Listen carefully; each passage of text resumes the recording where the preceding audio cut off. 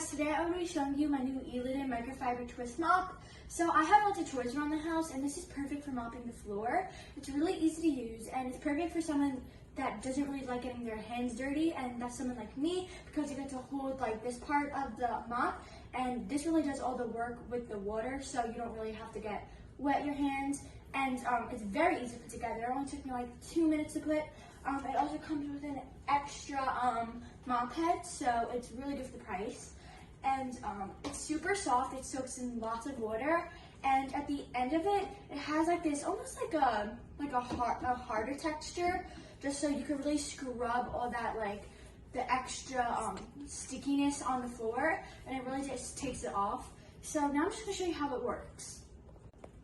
So this is how you use it. So first you want to pull it down, and then you want to dip it in your water, and then you want to pull it up, and then you want to twist,